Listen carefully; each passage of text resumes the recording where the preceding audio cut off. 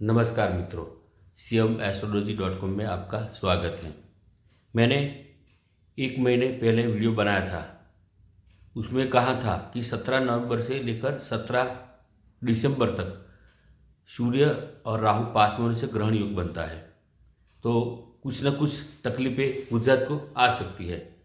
तो अभी मोरबी में जो पुल टूटा वो सूर्य राहु के हिसाब से, ग्रहण के हिसाब से टूटा है।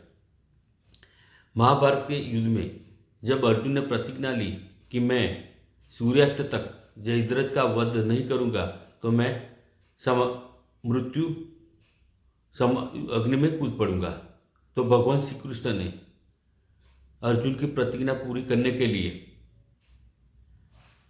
सूर्य के सामने दृष्टि करने से सूर्यास्त हो गया। उस टाइम सूर्य ग्रहण ही माना जा सकता है, यानी कि सूर्य ग्रहण कराया तो भगवान श्री कृष्ण ने, ताकि सूर्य अस्त हो गया और जयद्रथ ने हथियार रख दिया और बाद में सूर्य का उदय हुआ, तो फिर अर्जुन ने उस पर बाण लगाया और जयद्रथ का वध किया था। तो ये ग्रहण का जो अभी चला एक महीने तक, वो महाभारत काल में सूर्य को ढक दिया था भगवान श्री कृष्ण ने, ताकि जयद्रथ का वध कर सके। तो अभी कुंभ राशि है और मकर राशि, तो अभी 7.5 लगी हुई है। तो कुंभ राशि यानी कि गुजरात की कुंभ राशि है, गस नाम से लिखा जाए तो ये जो तकलीफें अभी 5 साल तकलीफें गुजरात को रहेगी, क्योंकि शनि की 7.5 चलती है। अभी फर्स्ट स्टेज ही चलता है, अभी सेकंड थर्ड बाकी है। तो गुजरात को कुछ ना कुछ तकलीफ हो सकती है, खास करके सरकार रिलेटेड प्रश्न हो सकता है, यानी कि फिर गवर्नमेंट नहीं हो सकती, मुख्यमंत्री चेंज होने का योग बन सकता है 1-2 साल में। 5 साल वो टिक नहीं सकता, ऐसा भी हो सकता है। अभी आती है हम 12 राशियों को सूर्य महाराज 17 नवंबर से 17 दिसंबर तक 12 राशियों और 12 लग्नों को क्या फल देगा वो जानिए, जो मेरे हिसाब से मेरे हिसाब से पहले आती है मेष राशि या मेष लग्न। मेष राशि और मेष लग्न वाले के लिए सूर्य महाराज अष्टम भाव में भ्रमण करेगा, यानी कि सरकारी से लाभ होने का योग बनता है, सरकार से धन प्राप्ति का योग बन सकता है, गुप्त धन का योग बन सकता है, और ससुर जी से भी लाभ हो सकता है, जिससे शादी की है उसके लिए। अभी आती है वृषभ राशि या वृषभ लग्न। उसके लिए सूर्य सप्तम स्थान में भ्रमण करेगा 1 महीना तक, 17 दिसंबर तक। तो सूर्य महाराज लंबी मुसाफरी का योग बना सकता है, प्रॉपर्टी का योग बना सकता है, और हेल्थ रिलेटेड ध्यान रखना पड़ेगा। अभी आती है मिथुन राशि। मिथुन राशि वालों के लिए 1 महीने तक षष्ठम भाव में सूर्य यानी कि 6 हाउस में सूर्य भ्रमण करेगा, तो वो रोग शत्रु क्वाट कचे में विजय प्राप्ति का योग बन सकता है, मगर लेफ्ट आई संभालनी पड़ेगी। अभी आती है कर्क राशि। कर्क राशि या कर्क लग्न वालों के लिए खास करके सूर्य महाराज पंचम स्थान में भ्रमण करेगा, यानी कि पंचम स्थान में शेयर सट्टा लॉटरी आकस्मिक धन लाभ का योग बन सकता है। जिसकी शादी नहीं हुई शादी हो सकता है, कोई अभ्यास करता है स्टूडेंट, तो उसको अभ्यास में अच्छा रिजल्ट दे सकता है, एडमिशन हो सकता है, ऐसा वैसा हो सकता है। अच्छा मुद्दे पंचम स्थान में सूर्य बहुत ही अच्छा माना जाता है। अभी आती है सिंह लग्न यानी कि सिंह राशि। उसके हिसाब से देखा जाए तो चतुर्थ भाव में सूर्य भ्रमण करेगा 1 महीने तक, तो कर्म स्थान को देखेगा, तो नौकरी धंधा बिजनेस प्रमोशन सब अच्छा योग बन सकता है। और खास करके मगर सिंह लग्न और सिंह राशि वालों के लिए भाग्य स्थान में राहु महाराज जो भ्रमण करेगा अक्टूबर 23 तक, भाग्य में उथल पुथल हो सकती है, भाई बहन से संबंध बिगड़े, ध्यान रखें। अभी आती है कन्या राशि या कन्या लग्न वाले, उसके लिए तीसरे स्थान में सूर्य महाराज भ्रमण करेगा, तो भाई बहन से अच्छी बनेगी और साहस पराक्रम विदेश मुसाफरी का अच्छा योग बन सकता है। अभी आती है तुला राशि या तुला लग्न। तुला राशि और तुला लग्न वालों के लिए शनि महाराज 1 महीने तक धन स्थान में भ्रमण करेगा, यानी कि सरकार से लाभ होने का चांसेस है, पिता से लाभ हो सकता है, ससुर से लाभ हो सकता है, और राइट आई संभालनी पड़ेगी। मगर अभी आती है वृश्चिक राशि या वृश्चिक लग्न। उसके लिए लग्न स्थान में सूर्य भ्रमण करेगा कि ये हेल्थ रिलेटेड, और अगर तबियत बिगड़ी है तो सुधरने का योग बन सकता है। यानी कि वृश्चिक राशि और वृश्चिक लग्न के लिए बहुत ही अच्छा समय चलेगा 1 महीने तक। अभी आती है धनु राशि और धनु लग्न, उसके लिए व्यय स्थान में सूर्य भ्रमण करेगा 1 महीने तक। तो कोर्ट कचहरी से विजय प्राप्ति का योग बन सकता है, मगर लेफ्ट आई संभालनी पड़ेगी। और कोई केस चलता है तो केस में विजय का योग बन सकता है। अभी आती है मकर राशि या मकर लग्न, उसके लिए सूर्य महाराज लाभ स्थान में भ्रमण करेगा कि पिता, सरकार, ससुर से लाभ होगा और संतान के लिए बहुत ही अच्छा समय है। शेयर सट्टा लॉटरी से आकस्मिक धन लाभ योग बनेगा। अभी आती है कुंभ लग्न या कुंभ राशि, उसके लिए कर्म स्थान में सूर्य भ्रमण करेगा कि नौकरी में प्रमोशन। जिसने भी कुंभ लग्न या कुंभ राशि जिसका शनि अच्छा है उसको कर्म स्थान में सूर्य भ्रमण करेगा तो सत्ता का योग बन सकता है। अभी जो भी कैंडिडेट खड़े हुए हैं उसको कुंभ लग्न है और शनि महाराज अच्छा है उसका, तो सत्ता का योग बनेगा। एमएलए के जो भी चुटनी है अभी उसमें जीतने का योग बन सकता है। मगर कुंभ राशि वालों के शनि की साढ़े भी लगी हुई है, तो शनि के हिसाब से देखा जाएगा। यानी कि अगर किसका अच्छा शनि है 53 और 55 में बॉर्न हुआ है या फिर 83 और 85 में बॉर्न हुआ है, उसके लिए बहुत ही अच्छा समय रहेगा। अभी आती है मीन लग्न या मीन राशि। मीन राशि और मीन लग्न वालों के लिए खास करके सूर्य महाराज भाग्य स्थान में भ्रमण करेगा तो वो बहुत ही अच्छा माना जाता है। खास करके गुरु महाराज भी मीन राशि का चलता है, शनि की लाभ स्थान में चलता है तो सत्ता का योग बन सकता है, भाग्य में अच्छा होने का योग बन सकता है। और खास करके पॉलिटिक्स में अगर जो भी मीन राशि है अभी जनवरी तक, उसके लिए बहुत ही अच्छा समय है। काली चीज़ों, लोखंड, लोहा, सीमेंट, ऑयल, केमिकल से अच्छा लाभ होगा। जाहिर जीवन से भी लाभ हो सकता है। ये थी 12 राशियों।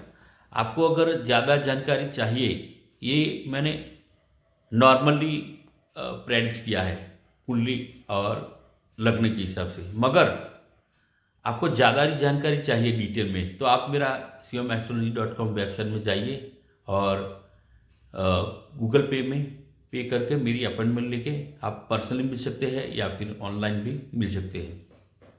आपको ज़्यादा डिटेल चाहिए तो अभी मैं आपको बता रहा हूँ। खास करके अभी ये जो चुनाव है, कई दोस्तों मेरे को पूछते हैं कि ये चुनाव में क्या होगा, कौन जीतेगा, किसकी सरकार बनेगी।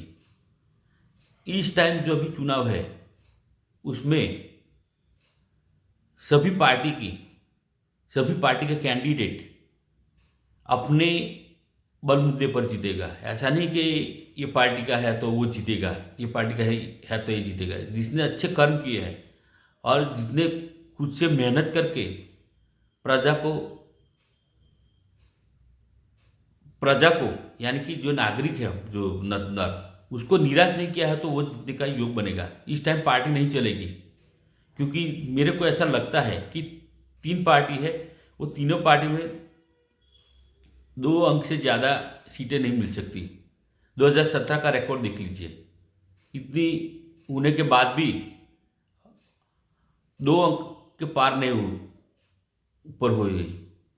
बीजेपी को 99 मिली, 77 कांग्रेस को मिली, 2 बीटीपी को मिली, 3 अपक्ष को मिली, 1 एनसीपी को मिली।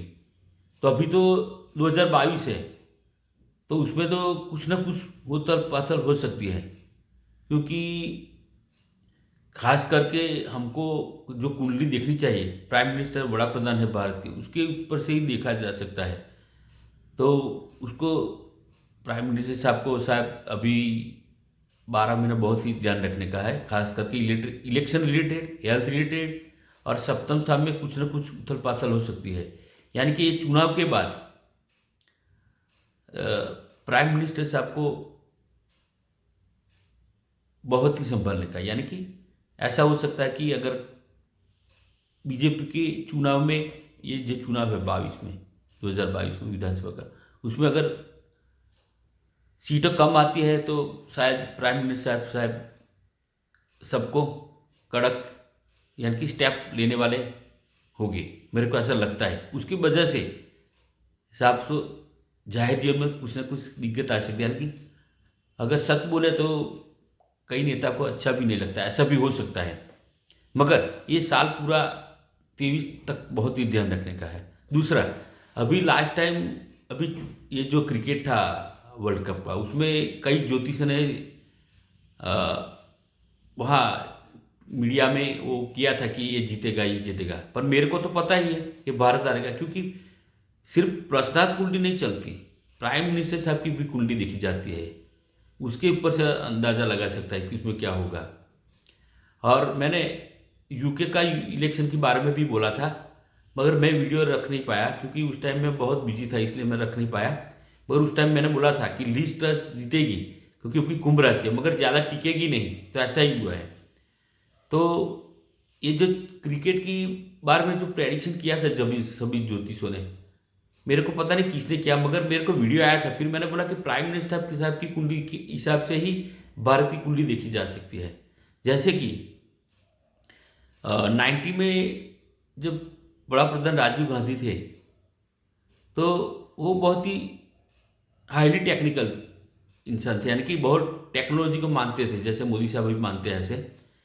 तो उसने शाम पित्रोड़ा को भी टेक्नोलॉजी के लिए इधर इंडिया में वो करवाया था, मगर उसका नसीब जो लक है वो उसने साथ नहीं दिया। जैसे जितने टाइम रहे तब तक दुकाल अकाल यानी कि पानी की बहुत ही तकलीफ रही थी। तो ये सब राजा की कुंडली से देखा जा सकता है। यानी कि कृष्ण भगवान ने गीता में क्या कहा है कि मनुष्य में मैं राजा हूँ, तो राजा के हिसाब से ही कुंडली देखी जा सकती है पूरे भारत की। तो अभी ये जो आने वाला समय है 5 साल बहुत ही संभालने का है।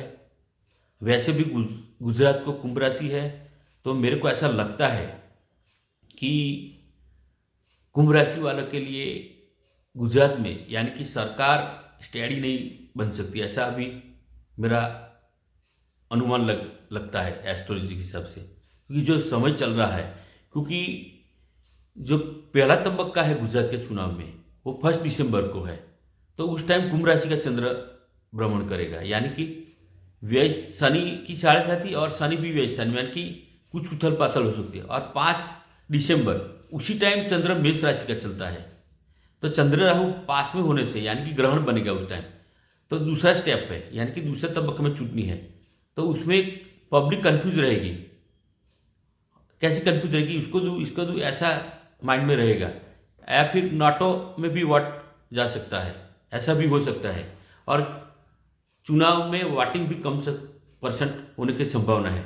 मैंने लास्ट टाइम में बोला था कि सूर्य राहु ग्रहण होने से सभी पॉलिटिकल नेता इधर उधर हो सकते, उधर होने की संभावना है। वैसा ही हुआ, ये पार्टी का उधर, इधर पार्टी का।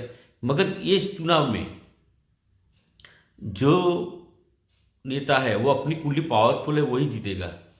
ऐसा नहीं कि बीजेपी का जीतेगा कि इस पार्टी का जीतेगा, जो भी है अपने हिसाब से वो जीतेगा। मगर आप अपक्ष, उसकी सीटें बहुत ही इंपॉर्टेंस रहेगी चुनाव में। क्योंकि अगर अंकशास्त्र के हिसाब से देखा जाए तो A4 आप, A4 अपक्ष, B4 बीजेपी, C4 कांग्रेस, तो सबसे पहला अंकशास्त्र से ए आता है। तो ए का बहुत इंपॉर्टेंस रहेगा इस चुनाव में अंकशास्त्र के हिसाब से। ए आप या अपक्ष जो भी हो, अन्य सभी इस चुनाव में बहुत इंपॉर्टेंस भाग अदा करने वाले हैं। तो मेरे को ऐसा लगता है कि शायद बीजेपी की सीटें आएगी या बीजेपी बन सकती है। तो जो सेकंड नंबर का पॉलिटिशियन है इंडिया में, उसके हिसाब से बुद्धि, चाणक्य की बुद्धि के हिसाब से बैठने का संभावना है। यानी कि जो अलर्ट है पॉलिटिशियन, उसने अच्छे स्टेप लिए और अगर अच्छे कदम उठाए तो आने की संभावना है। यानी कि बीजेपी की 99% आने की संभावना है, मेरे को ऐसा लगता है चुनाव के हिसाब से। क्योंकि उसमें एक ही नेता का डिसीजन होता है और दूसरी पार्टी में कोई नेता इधर उधर चलता है, यानी कि ये करो पहला क्या, ये बोला नेता ये करो। तो मेरे को ऐसा लगता है कि बीजेपी आने की संभावना है, मगर बहुत ही कम सीटों से जीतने की संभावना है। ऐसा नहीं कि ये होगा, क्योंकि जनता जनार्दन है, कभी भी कुछ भी कर सकते हैं। मगर मैं जनता को खास करके अपील करता हूँ कि आप अच्छे उम्मीदवार को वोट दीजिए जो आपका काम करे। दूसरा कि आप उम्मीदवार के पास कुछ आशा उम्मीद मत रखिए, क्योंकि कई बार क्या होता है कि अभी ये जो चलता है चुनाव में, पैसा, विस्की और चवाना, ये चीज़ों से दूर रहने का। क्योंकि अगर आप चुनाव में इस चीज़ों से दूर रहेंगे, अच्छे उम्मीदवार को आप चुट लाएगी यानी कि जीताएगी और वोट देंगे, तो आपको वो अच्छा काम करेगा। वरना मैंने 2017 में भी बोला था कि अच्छे उम्मीदवार को वोट दीजिए, क्योंकि अगर उम्मीदवार खर्च करेगा ज़्यादा तो वो सब ये पेट्रोल का भाव भी बढ़ जाएगा, क्योंकि वो अच्छे काम नहीं करेगा। अच्छा उम्मीदवार होगा तो अच्छा काम करेगा, पूरी ग्रांट पूरे एरिया में ये वो कर सकता है, खर्च कर सकता है। अगर आप उसको तकलीफ पड़ेगी जनता को, जनता ने मत के लिए, तो नेता के पास आपको उम्मीद नहीं रखनी चाहिए। तो मेरा एक रिक्वेस्ट है सबको, गुजरात के सभी मतदारों को, कि अच्छे उम्मीदवार को वोट दीजिए और कुछ उम्मीद मत रखिए। उसके पास उम्मीद ऐसी रखिए कि वो पूरी ग्रांट पूरे विधानसभा में, कंस्टिट्यूंसी में बांट सके अच्छी तरह से। अगर उसको खर्च कराएगा तो वो पहले खर्च ही निकालेगा, क्योंकि कई पॉलिटिशियन आते हैं मेरे पास तो बोलते हैं कि ये हमको बहुत खर्च करता है, क्योंकि 2-3 करोड़ जैसे खर्च होता है। आज ही पेपर में आया उसका कितना खर्च होगा। तो उसके बाद ये जो महंगाई है बहुत ही बढ़ जाएगी, ऐसे मेरे को लगता है। अच्छे उम्मीदवार को वोट दीजिए आप, ऐसे एक मेरी रिक्वेस्ट है। तो ये आपको वीडियो अच्छा लगे आप लाइक कीजिए, यूट्यूब चैनल को सब्सक्राइब कीजिए और दोस्तों में शेयर कीजिए। हर हर महादेव।